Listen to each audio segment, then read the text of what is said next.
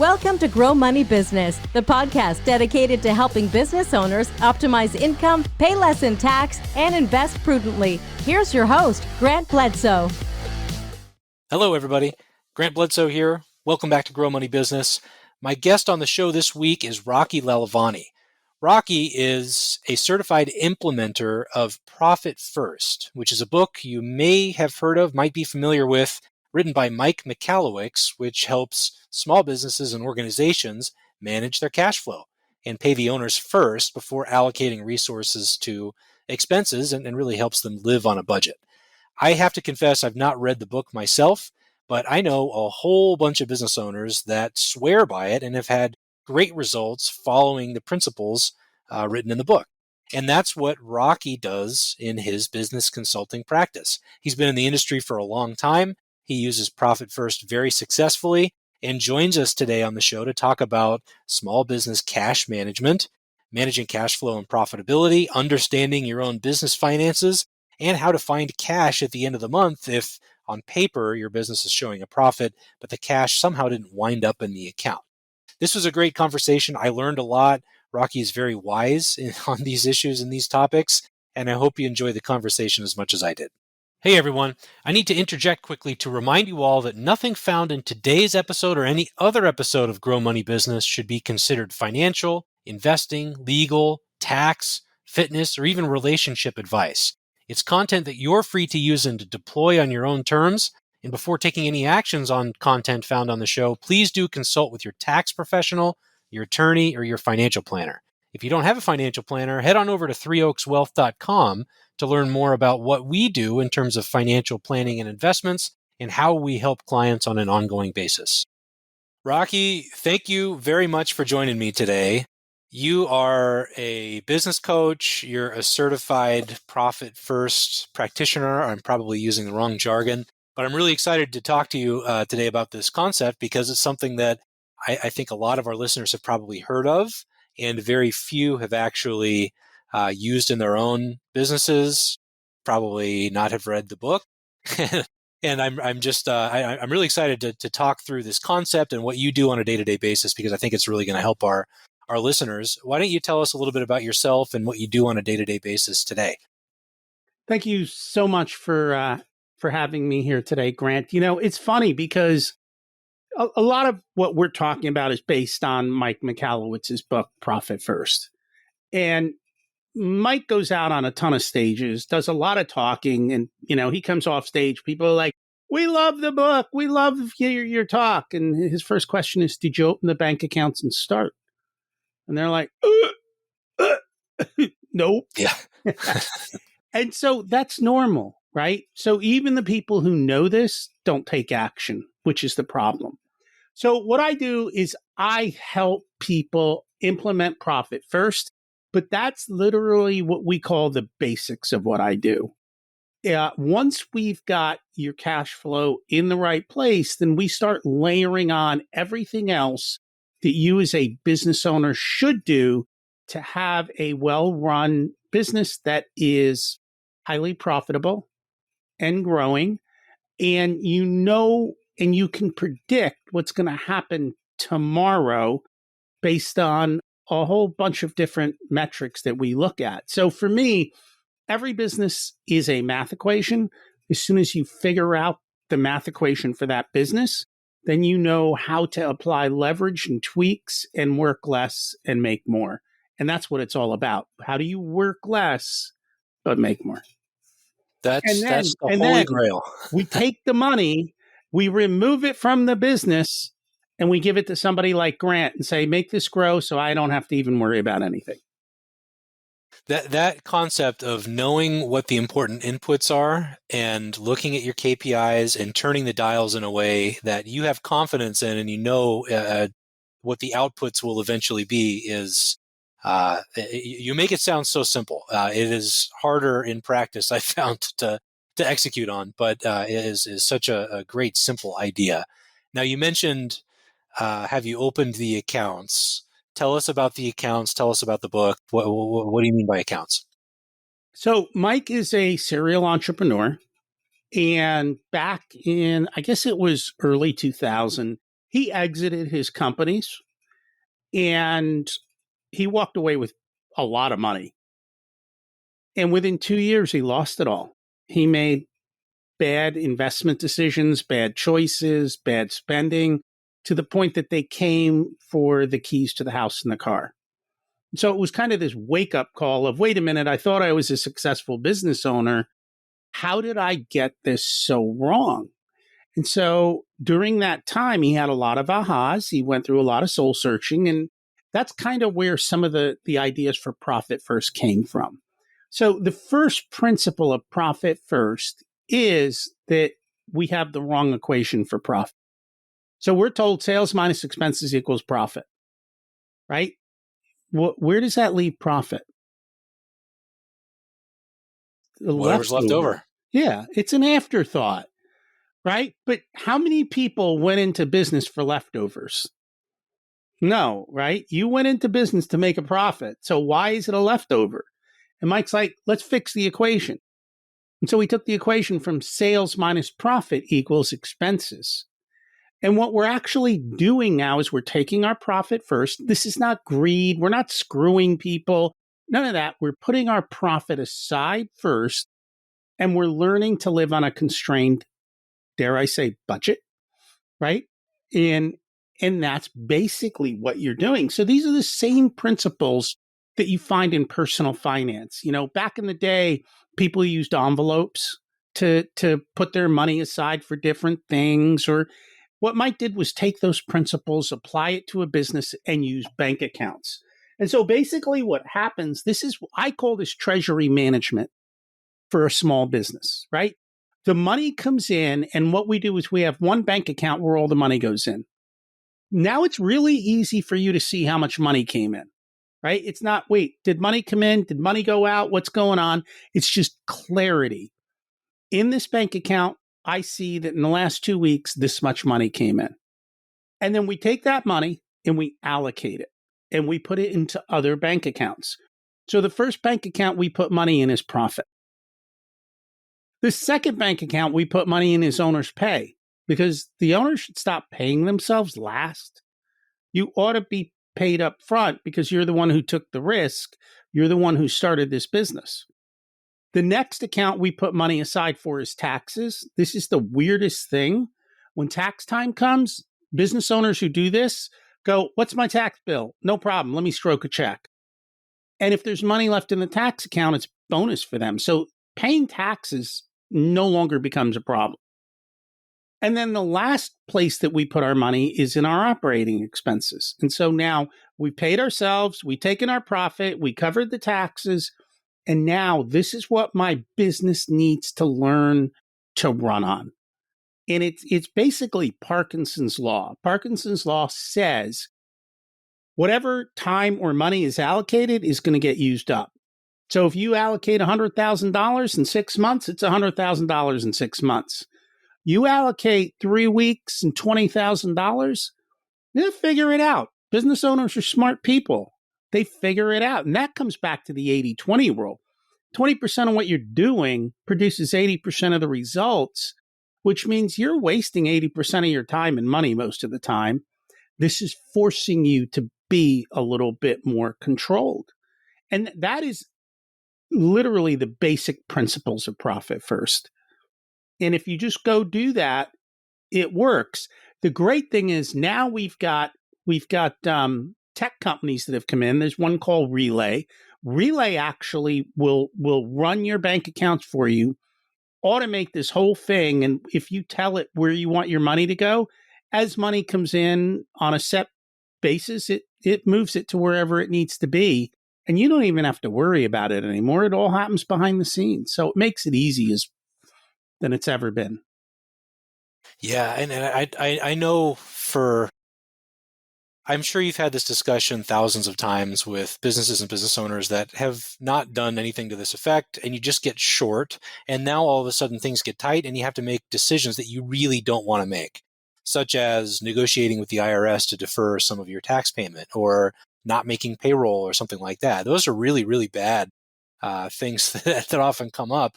And this is a pretty simple, easily implementable solution to all of that. What do you do if you're in the situation between a rock and a hard place? You haven't put it in place yet. You know you should, but now you're stuck financially. What do you do? What are your avenues? So what we do is we tell people to start with where you're at and to start small. So maybe in the beginning, if you aren't putting money aside for taxes and profit, maybe we only put 1% aside, right? And that's it. And then maybe in 3 months, we take 1% and we make it 2. So we believe in slow changes over time to get from where you are today to where you want to be. I tell people, you go to the gym, you don't go to the gym and load up the barbell with every, single weight that's out there. You start with an empty one and you start to get your form down and you get comfortable. And then you incrementally add weight to it. And that kind of reminds me, if you think about this, what we're talking about, imagine someone has a 401k at work. It's the same principle. Before you even get your paycheck, you're putting your profit aside first into the 401k. You don't even miss it. Mm-hmm. And maybe you start again with 1%, and every quarter you go up 1%. And it's the same concept. And when you do it that way, it works. It's a universal principle. It applies in all areas of finance. Yeah, absolutely. Absolutely. So what does you mentioned that this is the first kind of thing that you help people with, right? Get the cash flow in order first, and then you move on to KPIs and the dashboard and the predictability. How does that segue occur? What is the second part of all this?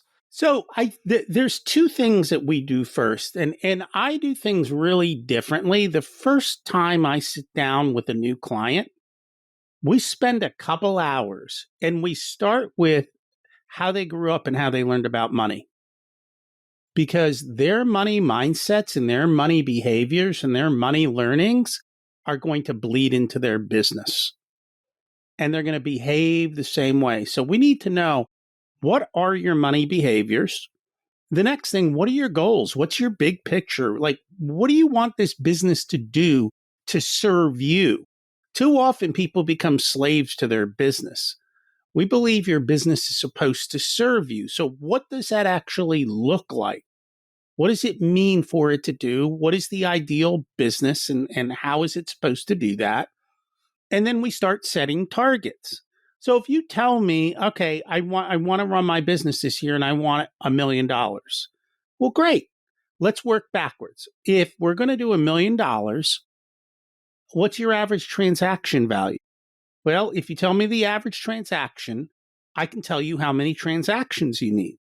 Now that I know how many transactions you need, let's look at a calendar and let's plan it out. Do you have a seasonal business? Is it a relatively stable business? Let's put down how many transactions you need a month. Now, if you need 100 transactions a month, what's your business model? Is it recurring revenue? Do you have to go out and find 100 new customers? What is it that you have to do to be able to do that? And then we can work backwards from there to achieve that. And then we'll go back another step. Well, if I need that many transactions, how many leads do I need? How many people do I need to walk in my front door? How many people need to come to my website? And so now we know, okay, I need to get 1,000 people to look at me because 10% of them are going to buy, which means I've got 100 trends. And so that's kind of what we do on the front end. And that's how we drive revenue. Once we've driven revenue, now we have to start looking at, where's my money going? What's my cost of goods? What's my overhead? What's my payroll? How much am I spending on marketing? Am I getting a good return on all those investments? So if you're making all those investments into all these different areas, are you getting a return on it, right? You're a financial guy. You understand this. How many people look at their business and don't expect it to provide some sort of return for them? And if they aren't, then that's kind of a problem. So as a business owner, you're supposed to allocate capital and make sure that it's bringing you a return. And then the next thing we do, what we've just talked about, is basically how you look at your P&L. but your real wealth is built on the balance sheet. And a lot of money disappears between the P&L and the balance sheet. So it could be in inventory. It could be in assets. It could be in borrowing or repaying debt. It could be money that the business owner took out. It could be in the accounts receivable. Hey, I made $1 million. Did anybody actually pay you? Did you collect it? Did you bill it?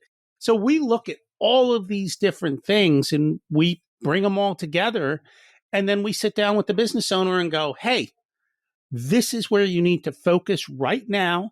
And this is what the next steps look like for you to continue having a growing and profitable business. And just before this, my last client, we're at the end of the year. I go, hey, we projected you were going to make this much profit this year. Guess what? We're actually within a couple $1,000s of that result. We did it. We said we were going to do it, and we did do it. And that's literally what we kind of do on that bigger picture.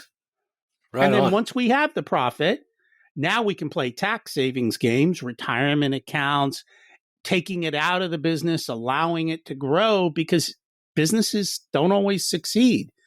And that's why I want them to take money out of their business and invest it in a totally different way to create either other streams or to create that nest egg for them.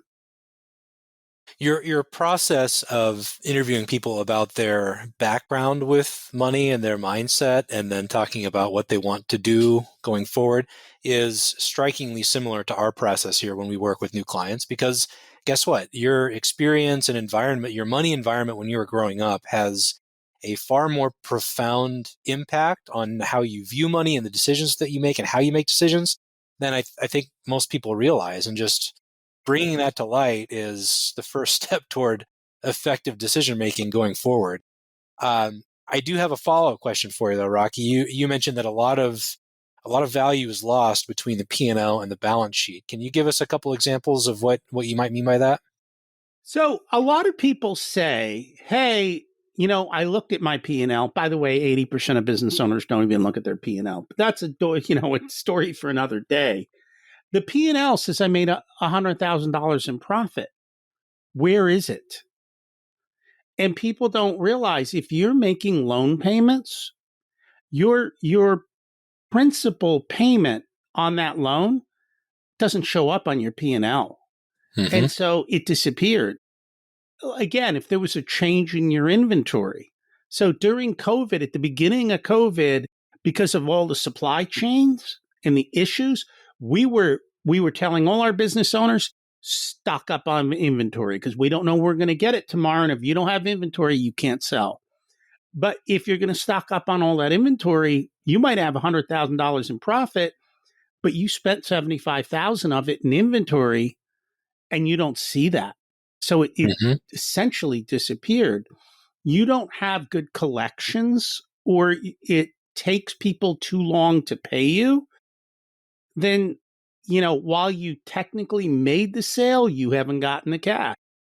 And so, yes, you're profitable, but you didn't collect. So all of those things kind of have a big effect. And it's just being able to track the differences that occur. We look at balance sheets month to month to month to month. Very few people ever do something like that. It's not just looking at them, it's knowing how to read the tea leaves. Because what I call it, like, where's Waldo? You remember, like, when you were a kid, they'd show you two pictures and they'd be like, find the 8 differences. And you're sitting there for 10 minutes trying to find the 8 differences. Literally every month, that's what we do. Where's the difference on the balance sheet? Where did the money disappear? And was that reasonable or unreasonable? Was it expected? Do we know that it even happened? A lot of what we do is bring awareness to the business owner of what happened and then set up plans for what to do next to either fix it, change it, improve it. It all depends on where they're at and what they want next. Right. How did you get affiliated with Profit First, and how did you get into the industry in the first place? So I was more on the personal finance side, not doing what you do. I was just teaching people how to build wealth. And what I learned was nobody wants to learn how to build wealth slowly. If I taught them how to build wealth this weekend, I could make millions of dollars, but it's all a scam. But if I teach people how to build wealth over 10 years, nobody wants to pay me, even though I can make them a millionaire. So like there was this struggle of how do you get people to do that? And then I started to learn that business owners weren't looking at their financials. I'm like, what do you mean? You're a business owner. You do the business of business. And then it was like, oh, wait a minute. They went into business to do what they love, and accounting wasn't on the list. And so they weren't looking at their numbers. So I started to dive into this a little bit deeper. And just in having conversations with people, someone introduced me to the Profit First book. I'm like, oh, this is the way I run my personal finances. Like, this is so natural to me. This is just the way I do things. It's the reason I'm wealthy. I'm like, why don't I go teach this to business owners? Now I have a better market fit for me, and I can build a better business on that. And I could have rebuilt the Profit First system, but I didn't want to do all the work that was involved in that. I don't want to go out and try and market my own system. I'd rather just ride Mike's coattails because I'm lazy. I want to do it the easy way. So, work less, make more. Why spend all this time and effort when someone's got a great system? And since then, we've actually layered a bunch of other systems in place and other programs that really help us to be the best at what we can do. And as you said, I have a podcast. I bring my competitors on my podcast because I want to learn from them. And I'm not afraid of them. People are going to pick me. They're going to pick them. I don't care who they go to, as long as they get the help they want. But every time we learn from somebody else, we pick up one nugget and we start adding all those nuggets together for our clients. And we built a really robust system to help business owners. That's great. That's great. So how did you started shifting the educational focus to business owners, basically applying the same envelope-ish method, right, to businesses? How do you get out there and educate? Are you out knocking on doors, inviting people to workshops, that kind of thing? How do you get in front of people? Most of my stuff, I do everything on the podcast. And so people can listen. We have success stories. We have other systems that come on. Mike Michalowicz has been on a couple times. Other people from Profit First have been on. There's other Profit First professionals. They've written other Profit First books for niches. We bring them all on. We bring on as many people as we can to share how to look at your numbers differently, how to think about this differently. And all the things that we do for our clients, we just tell people. Yeah. And so that becomes the easiest, fastest way to get the information out there.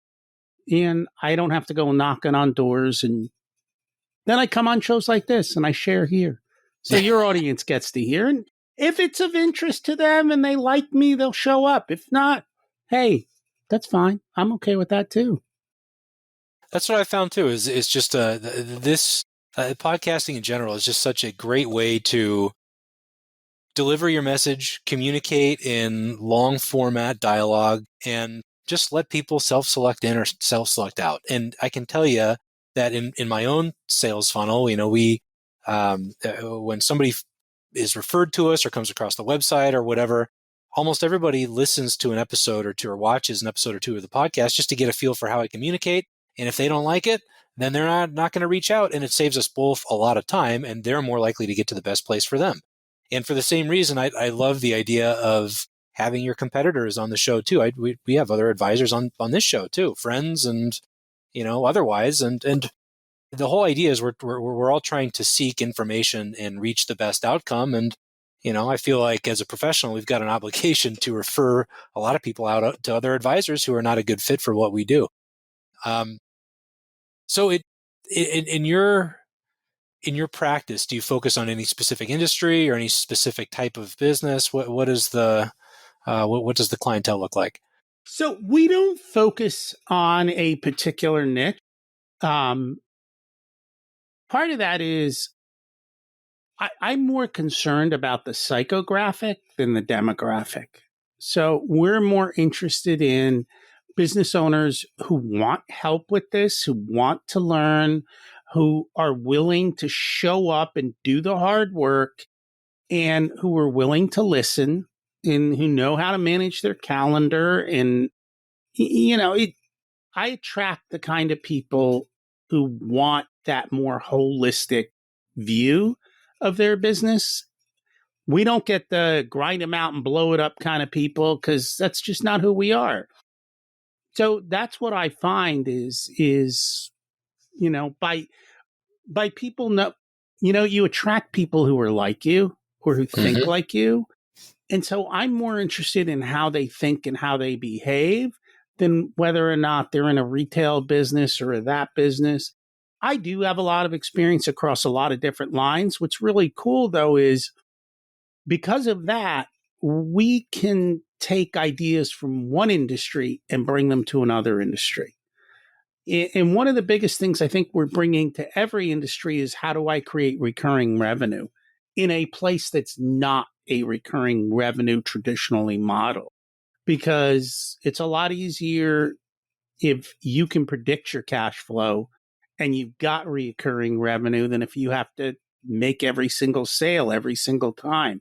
Again, it comes back to the fact that, we like to be lazy and make money. Yeah. I mean, that's one way to put it. I like to use the word efficient. That's fine. You can be efficient. I am a big systems and process guy. So we do like to build out systems and processes. Again, the business is actually a system and a process. And then you get people to run the systems and processes. So we do help people do that. At the end of the day, you don't have to work harder then. You work less, you work efficiently, you apply the 80-20 rule to everything, and you enjoy life. A lot of the way that you're framing all this, it's very congruent with the way I think about the standard operations of a business. And there are a couple of books that I've read over the years that have really shaped that philosophy. One, I can see behind your right ear is Traction. The other one that comes to mind in the way that you describe a lot of this is The E-Myth by Michael Gerber. I can't see it on your bookshelf, but all those things are the exact same philosophy of it's a set of systems. And your job as a business owner, whether you're the CEO of some, billion-dollar multinational company or, mom and pop's dry cleaning business, is just to allocate scarce resources. And that's capital. And then for us small business guys, that's time as well. Mike is going to be upset at you because his other book is Clockwork, which is the same principle. I'm blowing the cover off of it. That one I've not heard of. Design your business to run itself. So there's nothing in Clockwork that Clockwork's a little bit more. What's the right word? Traction is big picture. Clockwork is down to the nitty gritty. How do you build systems and processes in a small business and get yourself out of the day-to-day? Like his goal of Clockwork is we want you all to figure out and take a 1-week vacation next year where you don't have to pick up your phone. The business runs without you. And yeah, that's basically what it is. They're all these books, same basic principles, slightly different language. Right. And here's the bottom line. It comes back to what we said. Just do it. You don't open the bank accounts, it doesn't work. You don't create the systems, they don't work. You're going to have systems and processes in your business. Either you created them or somebody else did, and maybe they're good or maybe they suck. But if you haven't put the effort in, then you get what you deserve. That's right. So dealing with businesses and owners across a variety of industries, are there any common mistakes you see people making out there that just over and over and over again make their way through your door? Yeah. Business owners are like people. They spend too much. They get distracted by shiny objects. they don't measure. They don't know where. A lot of business owners don't know where their profit is even coming from. So let's take it in your terms, right? Somebody comes to you, they've got a portfolio with you. I'm sure there's more than one thing in their portfolio. Well, which parts of my portfolio are doing the heavy lifting for me? Which ones are bringing me my best returns? Do I then need to put more into those and walk away from other places? Same thing in a business. What products are doing your best? And then the other part of it is no systems and processes. The owner is the bottleneck of everything. Nothing can get done without the owner, and the owner's too busy to do anything because they're doing everything. And those are probably the two biggest things that we find with business owners. And a lot of it is just an awareness, like be aware of what's going on and little by little get yourself out of it. How do you do, what's your first step? If you're distracted by the shiny object of the day, you're already working as many hours as you really can work, and there is no avenue to put forth additional effort to put some system in place and delegate or create more time and space for yourself. What's your first step if you're in that situation? So this is not my area of expertise. In other words, I'm not a traction expert or so forth.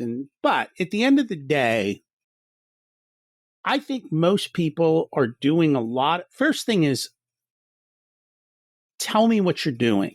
So spend your day, take a week, take 2 weeks, and actually time block, not time block in the sense of create time blocks, but for every 15 minutes, what are you actually doing? Just record what's going on so that you can look and say, where is my time actually going? And then ask yourself, is where your time going valuable? One of the exercises that we tell people to do is the loves and drains. So within a business, there are things that you love doing. And there are things that if I tell you to do them, it's like a root canal. You're just not going to do them. So it's understanding every business, there are certain things that need to be done. What are the things that you love doing? What are the things that you and only you can do that bring the highest value? What are the things you're doing that are low value that maybe you can pay somebody $20 an hour or $30 an hour to do to get them off of your plate so that you create the space to be able to do more? And sometimes in the beginning, you're going to have to work a little bit harder, maybe before the business starts, to think about the business. And I think that's the biggest thing. So many people are busy doing, they're not thinking. And even just time blocking and saying, okay, I have, after you sit down and figure out where your time's going, say, you know what, Mondays, I'm going to do X. Mondays, I'm going to work on marketing. Tuesday, I'm going to work on all my accounting and thing. Wednesday, we're going to focus on whatever. And so when you start blocking your time like that, you start to become more efficient too. So there's a whole bunch of techniques. I think everybody is in a different place. Different things work for different people. It's just taking the time to think about it and to actually do it. In learning, I think for a lot of business owners, it's learning to let go. Look, nobody's going to do it as great as you. Okay, but that doesn't mean someone else can't do it. And there are times where some people are going to do it a lot better than you. And so you really need to let go of that one. Yeah. This is it's an interesting phenomenon. And I remember before I had launched my financial planning business, I was an employee at a big company.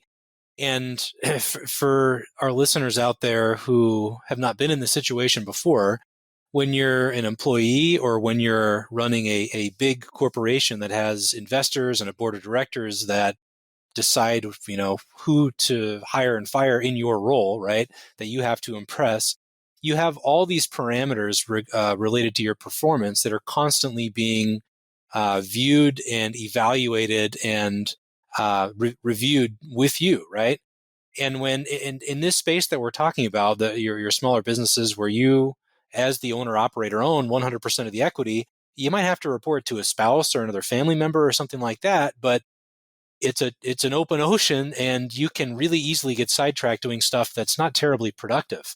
And like anything, it's easy to fall into a rut where you just can't see that, and you need some outside perspective sometimes to tell you what's working and what's not. And it's a surprisingly easy thing to fall into that is jarring to get out of. I would say, just having been in that position myself over the years, it's a unique kind of thing. It's funny. One of the biggest surprises that I kind of got in doing this, I didn't realize how much my creating accountability for them was going to be of value. Mm-hmm. It's a big part of what we do. We help business owners figure out the next steps they need to take. And then we go, did you do it? Because most business owners don't have to report to anybody. They don't have to listen to anybody except themselves. And having that extra accountability and focus and having somebody help you do what you say you're going to do and keep reminding you and holding you to it, I think is an important part of it. Definitely. And there's this phenomenon of mastermind groups these days, which are really, really effective if you run them right. I have a lot of different advisor friends who are in groups of masterminds with usually three to five others. And the groups that are the most effective have the most radical accountability measures, I would say. So you communicate to the group what you're going to do. And if you don't do that, you have to give them your car or makes a big donation to, the wrong party's political action committee or something like that. I mean, that forces stuff to get done. It's a good forcing mechanism to get you in that zone of things that are uncomfortable, you don't want to do, but you just have to. Or you can hire a professional. That works pretty good too to kick your butt. Just like having a trainer at the gym. And that's literally what it's like. It's like I tell people, how much easier would it be to lose weight if someone cooked all your food and you had a trainer at the gym and you showed up on a set schedule. And because you had a trainer, you did show up, you didn't blow it off, and they tell you what to do and they make it easy for you. And that's literally what it comes down to is having that kind of guidance, that kind of support, and making sure it gets done. So you have kind of an interesting perspective here, working with a bunch of different businesses from a bunch of different industries, and we touched on a couple common mistakes that they all seem to be making: shiny objects and productive time measures. What are some common goals that business owners that you're working with have? I mean, is there anything that just shows up over and over again, or is everybody just trying to get by and have a nice work-life balance, or what are people trying to do with their businesses in general? I think my owners fall into two camps: those who figured out work life and those who can't seem to get out of their business. So it really depends on where they are and in what stage that they're in. I think that's a big part of it. Everyone's got financial goals, but not everybody writes them down. Not everyone sits down and looks at it every month, time and time again. You're in the investment world, right? If you're buying a company, they send you a quarterly report, right? They're looking at monthly reports. Some of these companies are looking at daily reports of sales and what's going on. And essentially, even if you're a small business owner, you've got to run with the same principles that these big companies are running. And so it's just making sure you put them all into place and you actually do it. I think it still comes back to that accountability of making sure it's done and that it's measured. Whatever gets measured gets improved. If you're measuring the wrong things or you're not measuring, then why do you expect anything to be different? Right. So what's your professional focus at this point? Have you reached the point of the right amount of clients, the right balance? What do the next couple of years look like for you in your practice? Yeah, no, we have the right amount of clients. We have the right. You keep using the word balance. I hate the word balance because everyone thinks everything's got to be equal. We talk about harmony, right? It's like a song. Different parts come to the front at different times. They're all playing in the background. Sometimes certain parts take over and others. You got to create the song that sounds good for you. Create the harmony that works for you in your particular business. We're where we want to be. What we have found is clients do leave. Number one reason clients leave us is they have a precipitous drop in sales. Something changes radically in the industry, the economy, or they came to us too late and we tried and we did our best, or, or they don't want to do the work. The reality is some people just don't want to do the work. They come in and I don't want to do all this work. Well, go put your head in the sand and go back to whatever you were doing. So we constantly, that is, and coming back, I think one of the biggest issues businesses have, depending on the kind of business, is they don't always keep the gas on marketing and keeping their foot down on that. Because if they get busy in delivery, they forget, I still have to market, because if I'm not marketing today, I won't have sales tomorrow. And so creating that right balance. So for us, it's just enough marketing to keep things moving along, because you never shut it off. And no, we're pretty much at where we want to be. And so I think the business was reverse engineered to fulfill my goals, and it's doing that. So I don't need to grow. I don't want to grow. I'm happy with what I have. This is the way I wanted my business to run, and this is the way it is running. It's lovely to hear that. I think that stories like yours are rather uncommon, I would say. This is the question to ask, and it's one that most people can't answer. How much is enough? Right? When are you just going to stop? How much is enough? And there are people with $10 million. Oh, that's not enough. Mm-hmm. You have to decide that for yourself. Otherwise, the hamster wheel just keeps going faster and faster. Yeah. And it does take courage to go, this is enough. That is such a challenging concept to wrap your own head around. I mean, that takes a lot of introspection. I haven't gotten there myself. I have not found a reasonable answer to that. And that is not unusual. Driven people want to keep going, but then they get out of harmony, and the wrong parts are in the front, and they drift very, very slowly. When a plane takes off from LA and it flies to New York, it's off course 99% of the time, but the pilot's constantly making little corrections to keep it on course. Most people in life aren't course correcting every month. They aren't keeping track and going, wait a minute, I said I was going to New York, so they haven't even defined where they're going. You're a financial planner, you get this. Where are you going? Define it, build a plan to get you there, and measure against that progress. Are you on track, off track? Where are we at? And are we achieving that goal? And I think very few people begin with the end in mind and do that. And that's a big part of what you have to do. So decide what you want out of life. Go do it. Yeah. Yeah. Well said, Rocky. I've really enjoyed hearing about your practice and your career and Profit First in general. You have a show, you have a website. Where can we direct people who want to hear more from you? So before we direct them to me, I don't know, wherever you're listening to this, I've got to believe that there is a like button somewhere on there. Find it and press that.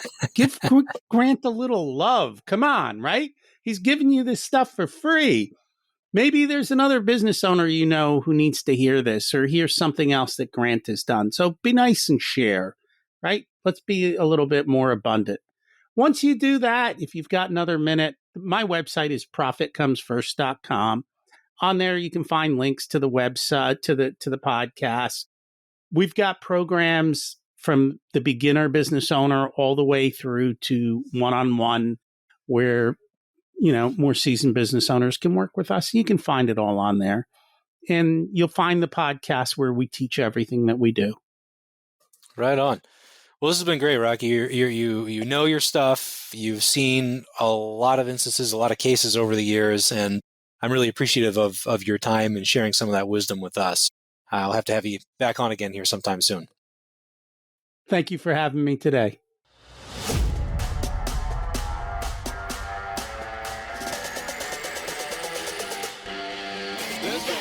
Thanks for tuning in to Grow Money Business, the podcast dedicated to helping business owners optimize income, pay less in tax, and invest prudently. Be sure to subscribe to the podcast on iTunes, Google, Spotify, or wherever you digest podcasts to ensure you don't miss out on future episodes and announcements, and feel free to submit questions to growmoneybusiness.com.